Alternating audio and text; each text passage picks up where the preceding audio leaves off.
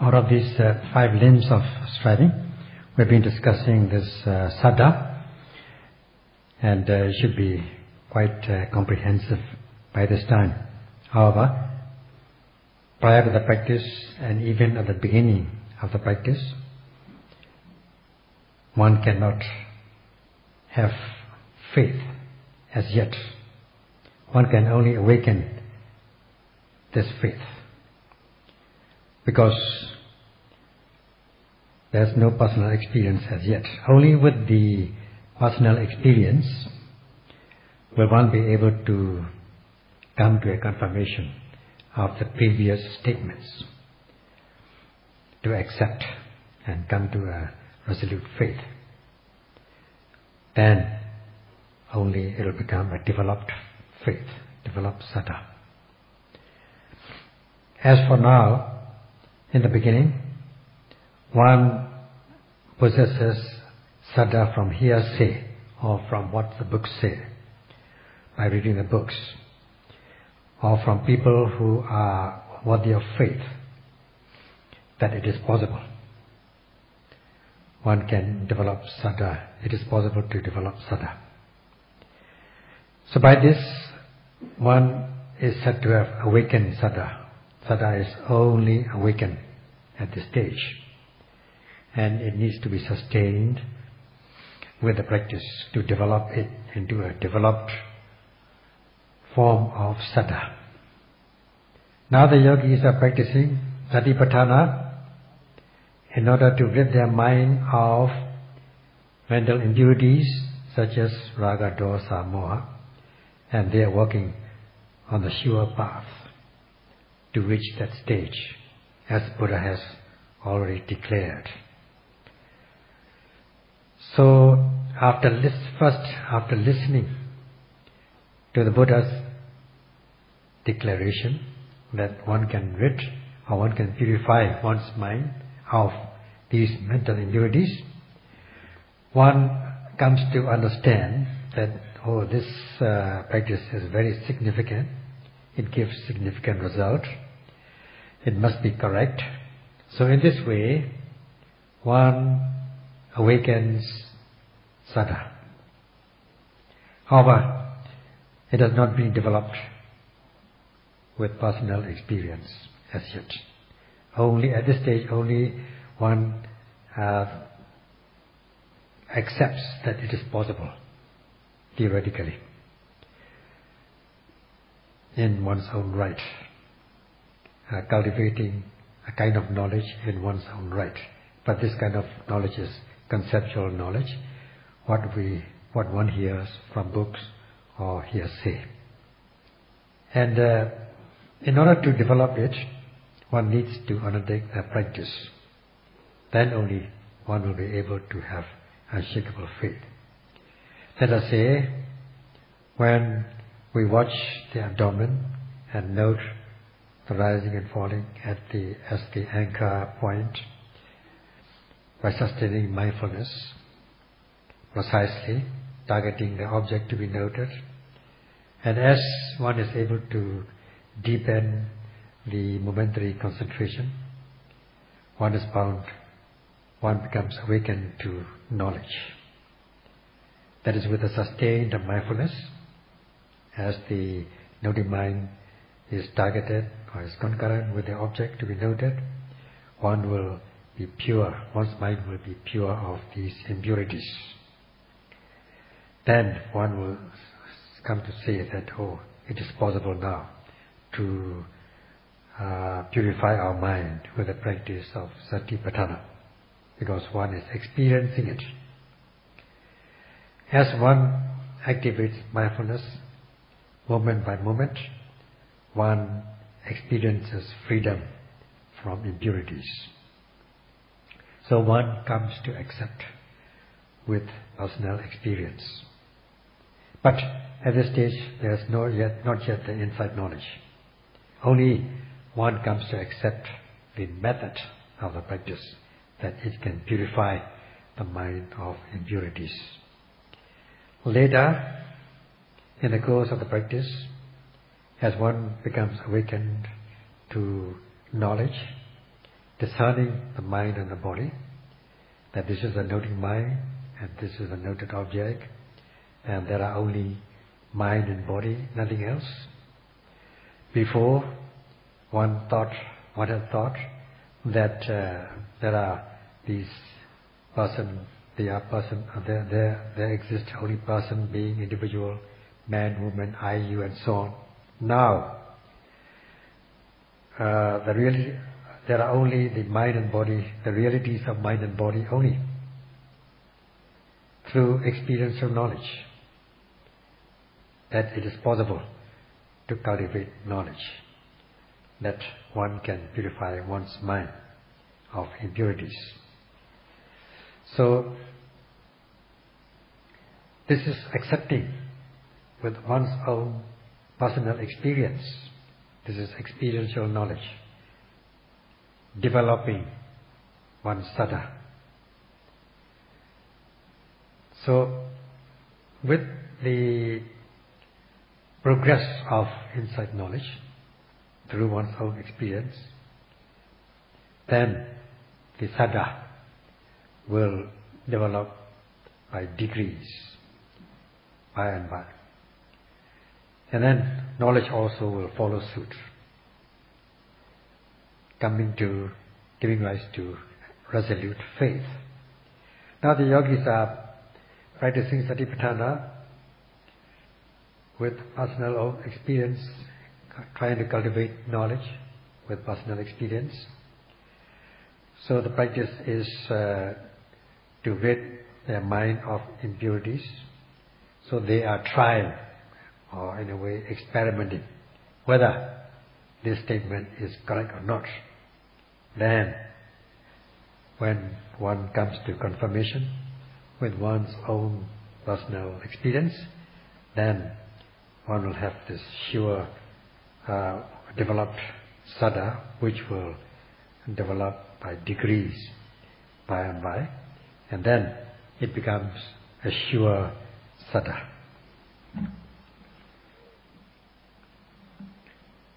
Now, to put it down to practice, at this point there are two parts of this saddha. One is Vipassana saddha, it is clear faith. Then the second one is sadhana saddha, believing or trusting faith. So we have two things, clear faith and trusting faith. So, as for the first one, the clear faith, Vipassana saddha, the mind becomes very clear when it is free of impurities. It becomes pure or clear. Let us say, watching the abdomen, when we note the rising and falling and other resonant objects, with sustained mindfulness, precisely and targeting, giving rise to deeper and deeper levels of concentration. And as the noting mind is concurrent with the object by aiming, by targeting precisely, and then it is connected accordingly with the use of driving force, the energy, then the mindfulness is sustained on the object and giving rise to deeper and deeper level of concentration. At this moment, just think about, imagine the state of this noting mind, as already said previously. With proper, precise aiming and targeting, there will be no thoughts of sensual pleasures, kama vitaka. There will be no thoughts of ill will, vyabhada vitaka. Neither will there be any thought of doing harm to others, vihimsa vitaka. In this way, the mind is pure or clear. This is clear saddha, clear faith. Now, to continue to be successive in this practice, in mindfulness practice, we exert energy. Because of the exertion of energy, the noting mind is connected with the targeted object. So with the application of, with the exertion of energy, kilesas are not accepted. By not being accepted, they are said to be overcome. So one comes to understand the quality of this noting mind, moment by moment. Because it overcomes impurities, the mind is not tormented or undermined by these impurities. The mind is said to be guarded by means of sustained mindfulness. When the mind is protected, then it will be secure from other undermining elements or impurities. And because it is impure, the mind will be free from bondage of these impurities, giving rise to momentary peace, santi. And with the protection, there is security and freedom, vimukti, and with freedom there is peace, santi, because the mind is protected. These are the results that we get. So as the noted object, the mind falls calm and collected of the noted object, the noted mind is said to be consolidated momentarily, so that one deepens this momentary concentration, kanika samadhi. There will be no distraction of the mind at this very moment. There will be no scattering of the mind. The mind is said to fall calm and collected on the object noted. So that there will be no scattering, no worries or restlessness, and it is quite obvious that the mind is free from impurities. So that is the result of this application of precise targeting and exertion of energy. These mental powers, application of mental powers such as precise targeting, application of energy, and activating mindfulness, concentration. When all these mental powers are exercised harmoniously, then one's mind is free from hindrances, beginning with the hindrance of sense desire, kamacchanda, nivaranas. Now as for these nivaranas, hindrances, they tend to contaminate, pollute the mind, make the mind impure, known as chiraso upakilesas. Now the mind is free from all these contaminants, pollutants, so that the mind becomes clear, pure. This is clear sada, clear faith. When once we are able to apply these mental powers harmoniously, then every second of the practice, the mind becomes very clear. For 1 second of this application, exertion, the mind will be clear for 1 second. For 10 seconds, the mind will be clear 10 times, and so on. In this way, it becomes a clear faith. So this is developing one's faith, and previously one will come to think like this.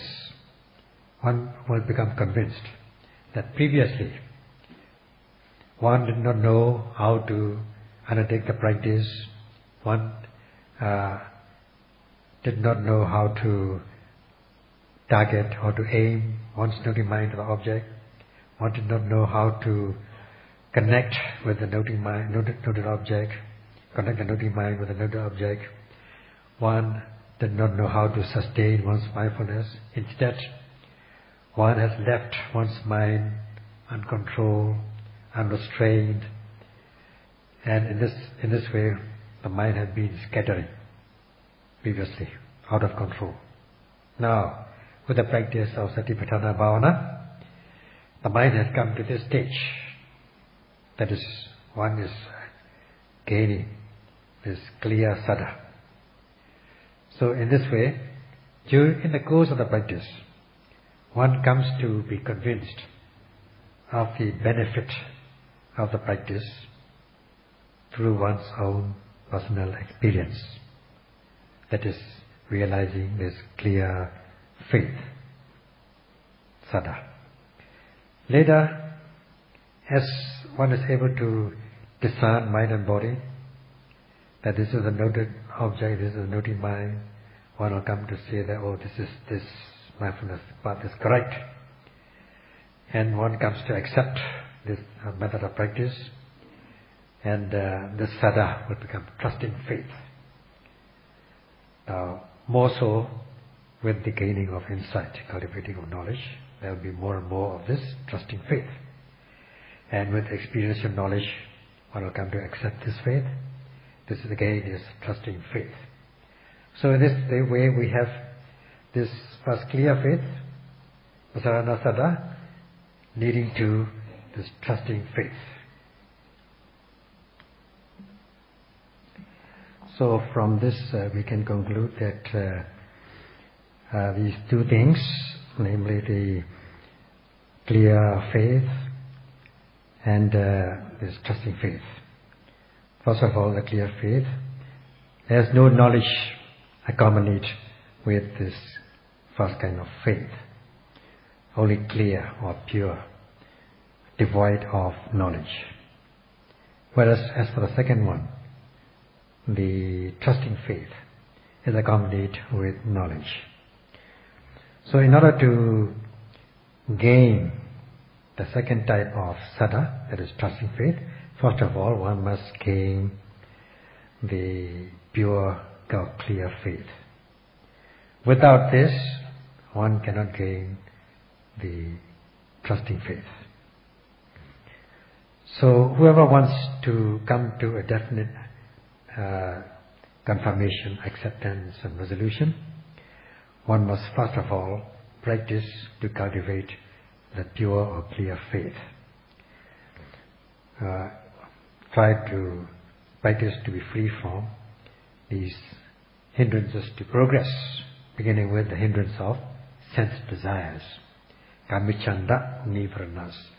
These nivaranas, hindrances, are undermining elements. They can weaken one's knowledge, even if one has already gained some knowledge. It can weaken one's knowledge. That is the drawback of these hindrances to progress. So, if we want to be free from these hindrances to progress, this Satipatthana comes in. The practice of Satipatthana comes in. With the usual action, guard the mind all the time, with the vigilant mindfulness of every arising. With the application of sustained mindfulness, precisely, with regard to every object, this is very important. As already said, we need to sustain our mindfulness as regards every arising object. So the sure path to clear the mind, to purify the mind, is the practice of Satipatthana, sustain activating one's mindfulness. The Buddha has already assured the practitioners. And as regards this Satipatthana also, there are four aspects of objects, four kinds of objects and four aspects of Satipatthana. First of all, the contemplation or continuous mindfulness of body objects, known as Kaya-nupassana Satipatthana, and noting every sensations or feelings, whether they're good, bad or neutral. This is Vijnana-nupassana Satipatthana, contemplation or mindfulness of sensations. And whatever thoughts arise in the mind or any feeling in the mind, noted in order to give rise to Vipassana Satipatthana, contemplation or mindfulness of the mind. And then trying to note the general activities such as seeing, hearing, tasting, touching and so on is the practice of the mindfulness of Dhamma objects, Dhamma Vipassana Satipatthana. In this way, with the division of these objects in 4 kinds, there are also division of these 4 aspects of mindfulness. In short, note the immediately arising object that covers all these 4 objects. Because objects are divided into 4 aspects, the Satipatthana also is divided into 4 aspects. So, Satipatthana is a crucial practice, and there's no other means besides this practice of Satipatthana to be free from these impurities. First of all, the pure or clear faith, to clear the mind or purify the mind, so that the mind becomes pure, clear. And later, cultivating knowledge, gaining insight, one comes to develop the second type of sada, that is trusting faith. Regarding the mindfulness of the body or contemplation of the body, Anupasana Satipatthana, we have this expression Anupasana, a compound of Anu and Pasana. Anu, repeatedly, many times. Pasana, noting or seeing. So seeing or noting or observing repeatedly, many times. Only when one one notes continuously, so that the noting mind is continuous, moment by moment, like it flows like a current. Then only we will be practicing in the spirit of this Anupasana. Then only the deep mindfulness will rid our stream of consciousness of impurities by protecting our mind. So if, however, we are not continuous in our practice, instead of discontinuous, then kilesas are bound to enter in the crevices, in the interspaces, in the gaps. As I said, not being mindful, kilesas will enter. Being mindful, one will be free from kilesas. So, if one is not activating one's mindfulness on the ever-arising object, then impurities are bound to enter our stream of consciousness. Instead, if we note continuously, so that not to leave any gaps, then kilesas will not enter our stream of consciousness, because there are no gaps. In this way, there will be this clear sada, mind will become clear all the time. That is the result of Anupasana, repeated mindfulness. So, in this way, all along our lifetimes, or even in this lifetime, or many lifetimes in the past, we have not seen or understood the mind and body as mind and body. We have not comprehended the realities of mind and body. Instead, we consider them as, or we view them in the wrong way, as person being individual and so on. Furthermore, we have not understood or comprehended the conditionality of this mind and body. And also we have not understood the universal characteristics that these conditioned mind and body are subject to change, subject to pain, unsatisfactoriness, and they are selfless. Instead, we have viewed in a reverse way. We have been addicted to it for a long time, that addicted to the view that things are permanent, things are satisfactory, and they are self, or soul. In this way we have been addicted to such views. So only when we are able to note continuously, repeatedly, will we be able to see correctly the truth and be free from impurities. So at this moment, the mental powers, the application of mental powers has been given in this expression, Atapi Samajano Satima. The Atapi means application of ardent energy in order to dry up the kilesas. Kilesas are said to have some moist quality. When a substance is moist, it is heavy. Now, when you dry them up, it will become light. So it's a kind of energy, exertion of energy. This expression, atapi. So, as we exert our energy, these kilesas which tend to cause moist, the stream of consciousness becomes moist and heavy, such as slackness, laxity, not wishing to exert energy, and even if we exert energy, very soon we get exhausted. This is China Meda, sluggishness. These things will enter if we do not apply or exert energy. And also other kilesas are bound to enter our stream of consciousness if we are slack and if we are lax. So, whenever they enter our stream of consciousness, our mind becomes moist and heavy and not light and active. So, this expression atapi, ardent energy, is to dry up the kilesas, so that one has to apply this ardent energy as regards every arising object. Now, because of the application of ardent energy,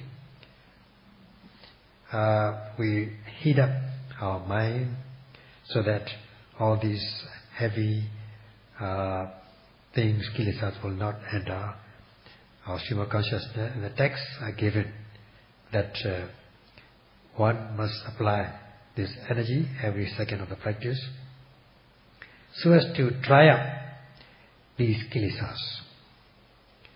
So every time means every second as the new objects arise, we have to use our driving force to drive our noting mind to connect with the object.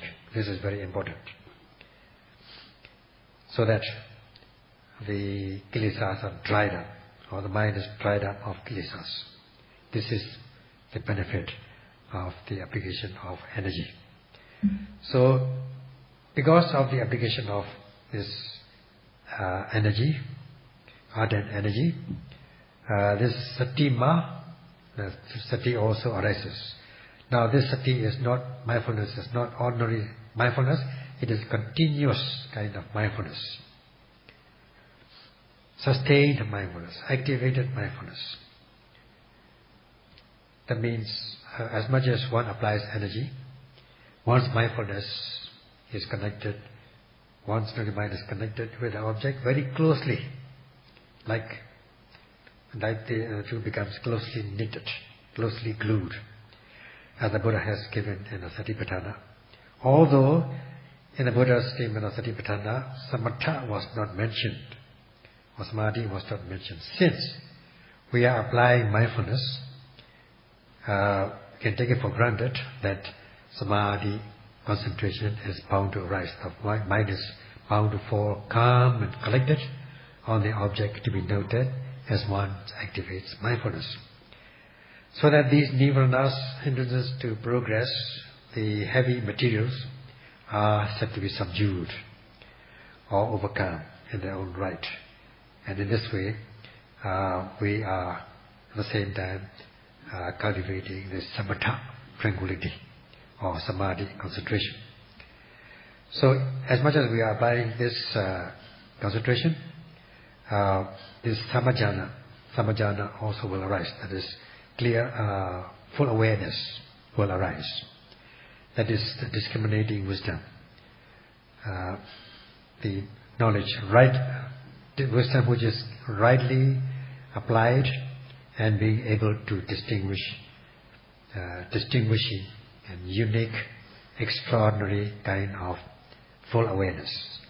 It's complete full awareness, and not the kind of awareness that you can learn from the books or hearsay or from the teachers, but the kind of full awareness that you gain from your own experience. This is experiential knowledge, and this by which you can distinguish, you can cultivate this kind of discriminating knowledge by yourself.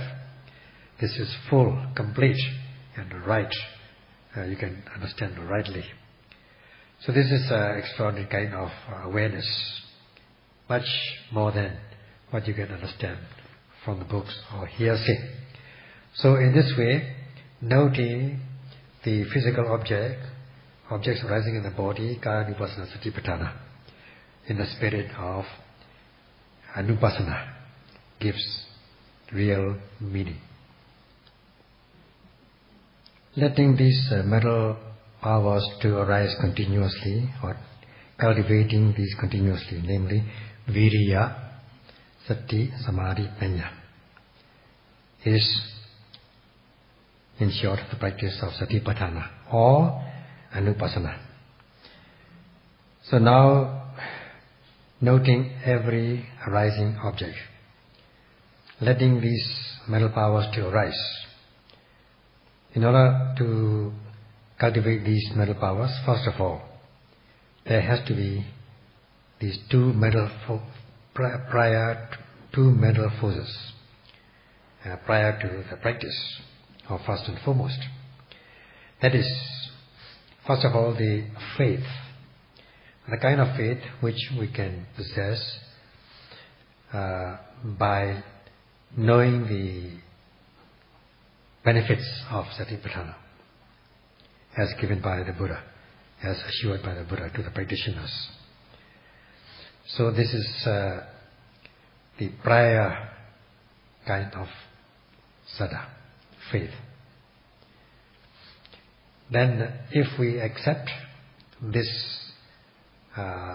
benefits as being significant, then there will be this zeal or desire to undertake the practice. So these two things, the faith and zeal, are two mental powers, two mental states that are necessary in the beginning. As much as these two mental factors are strong, one is bound to undertake the practice, and there will be this strong energy. And if there is strong energy, there will be strong activated mindfulness. Then with the strong mindfulness, there will be deepened concentration. With the deepened concentration, there will be strong insight knowledge, clear insight knowledge.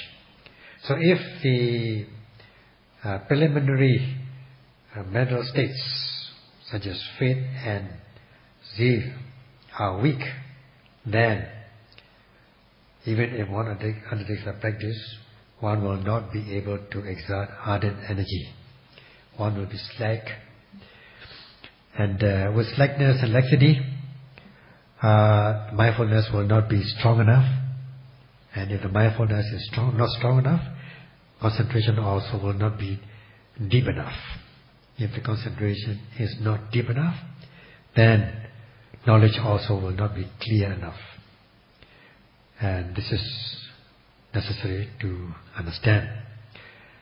Therefore, the Buddha has given this declaration, announcement at the beginning of the great discourse on the discourse on the four foundations of mindfulness, the 7 benefits of the practice of Satipatthana. So first of all, listening and being convinced of these benefits. If one is convinced to a little bit, there will be a little bit of acceptance. If there's much understanding, there will be much acceptance.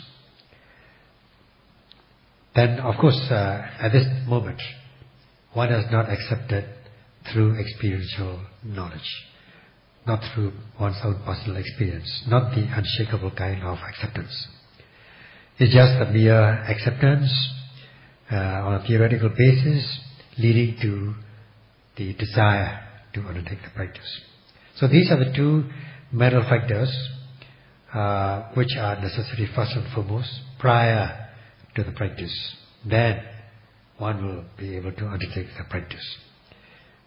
Then these mental powers, such as Viriya, Sati, Samadhi, will be applied in every mindfulness, every moment of mindfulness, leading to this clear faith, saddha, and then advancing to gaining insight knowledge, in which case one will be able to develop this trusting second type of saddha. It's for sure. So this kind of saddha is not from conceptual knowledge, conceptual saddha, or from imagination or from thoughts, but it is the kind of saddha, extraordinary kind of saddha, trusting saddha, after seeing the truth. This is quite a very worthwhile and valuable kind of saddha. Now in the Satipatthana, this word sati, mindfulness, is not an ordinary one. It is a kind of mindfulness which is continuous, sustained, activated mindfulness closely on the immediately arisen object. So this is an extraordinary kind of mindfulness in a continuous way, in a sustained way. So this kind of mental powers are applied closely to activate the mindfulness. So whatever arises. So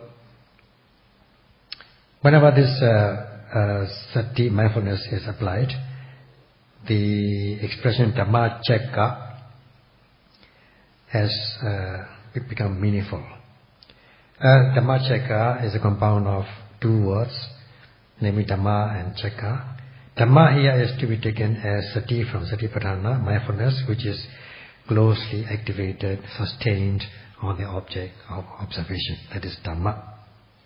Not just the kind of mindfulness where one is sometimes noting, sometimes not noting, sometimes resting, and sometimes distracted and all that. Not that kind of mindfulness.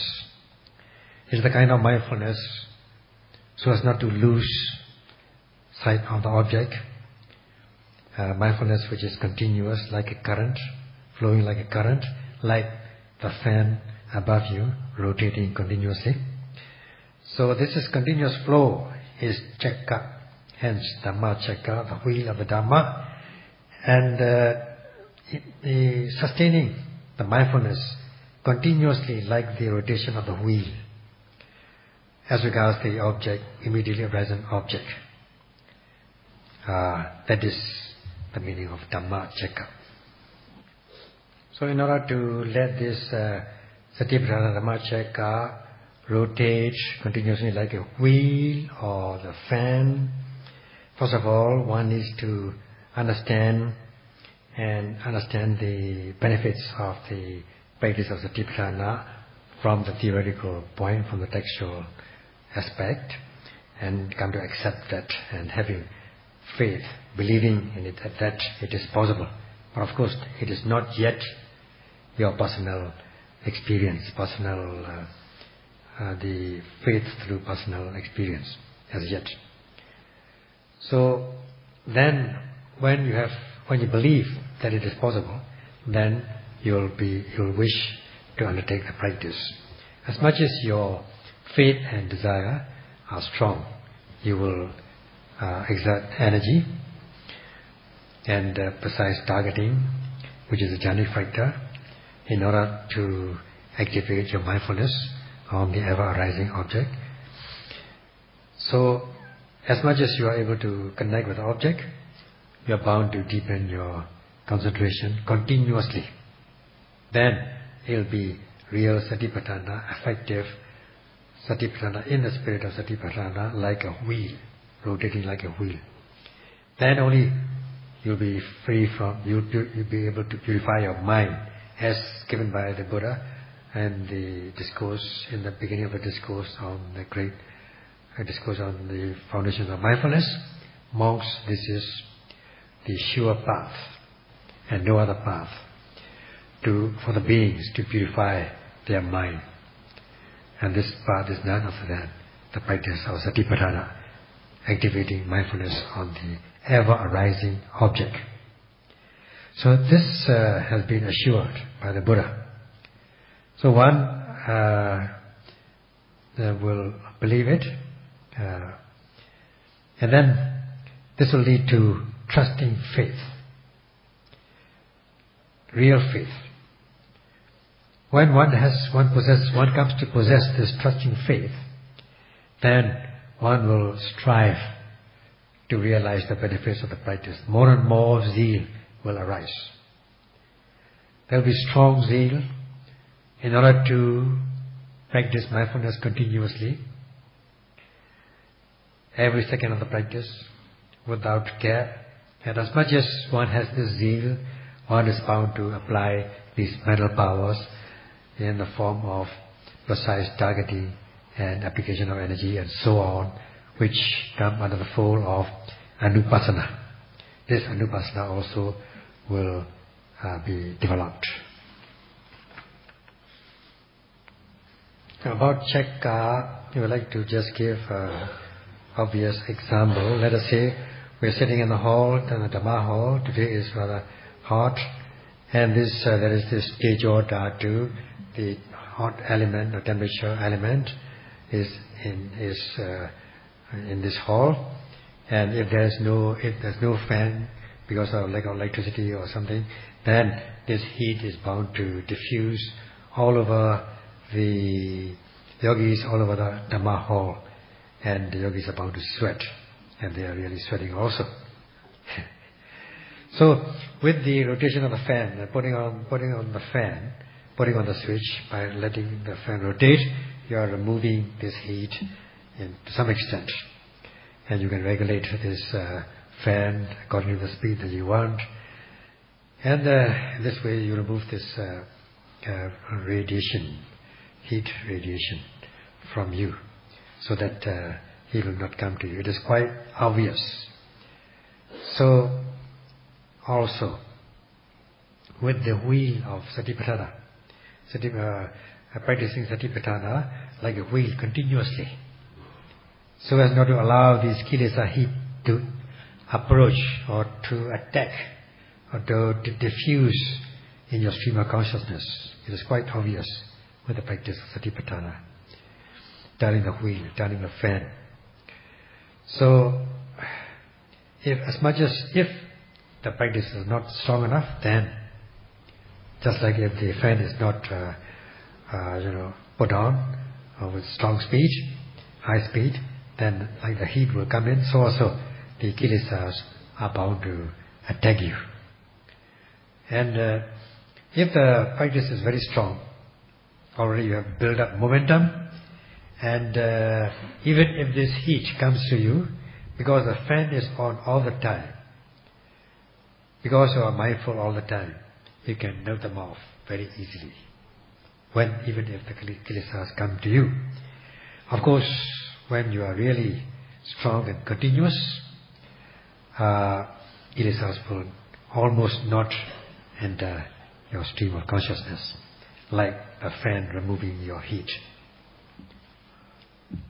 You would like to just give a little brief incidents which took place some 3 years ago, when he was on an ocean liner being invited to Dana meal, and when he was in the front part of the ship, he looked around and he was surveying some equipments.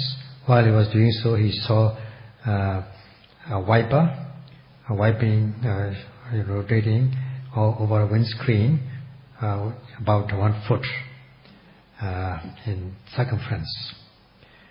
It is moving about, rotating at high speed. He asked the captain what this equipment was for, and the captain explained that it has a revolution of so many revolutions per second, and removing all the mist and raindrops and things like that. And this sometimes is more reliable than a radar, because sometimes the radar cannot be used. Radar becomes useless in case of emergencies when there are storms or fog or things like that. And he had to look through this screen clearly. It is clear by the wiper removing the mist and raindrops. So this sometimes when there are rocks on the way, this equipment is very useful. This windscreen is very useful, just like the windscreen in your motor vehicle. Because of the high speed of the rotation of this wiper, no mist or raindrop can stick to it. They are at once removed in 1 foot circumference. Like a space Satipatthana becomes always clear, purifying the mind with this wiper, mindfulness, sati, like the Dhamma checker, the wheel of the Dhamma, the wheel of sati, with the continuous flow of mindfulness, with the continuous noting mind, kilesas not allowed to enter the stream of consciousness. So, like the wiper, it removes, like the wiper removing this screen, so also the mindfulness removes the mind of these kilesas, impurities. So even if kilesas, impurities enter the stream of consciousness, because the wiper, the mindfulness is always wiping away, very soon the mind will become very clear again.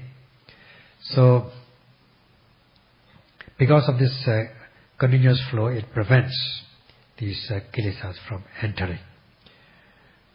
And also, while noting, even if these impurities come, they can be removed with mindfulness. If mindfulness is continuous, there is no way of impurities entering at all. So too with the yogis practicing Satipatthana in the spirit of this Dhamma checker, or in the spirit of this windscreen on the ship, if they are being able to allow this mindfulness to arise continuously, like a wheel without gap, then they will not be attacked by these undermining elements, and their mind will always become pure.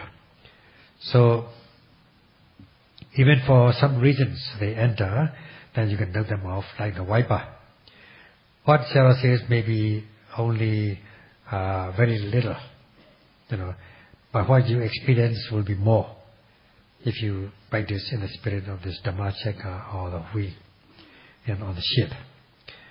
So, as much as you are able to activate your mindfulness in every posture, walking, standing, sitting, lying, or lifting, moving, placing, or to the extent of the minor details of closing and opening your eyes.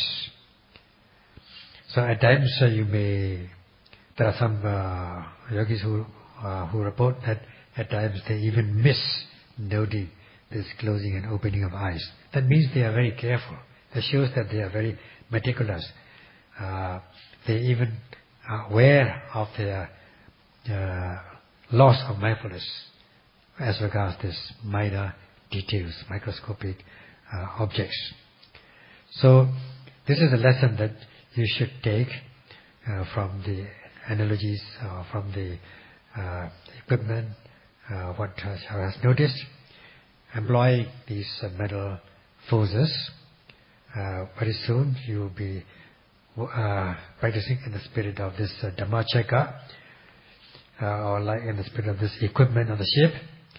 You'll be able to remove and may be able to do so with the practice of Satipatthana continuously.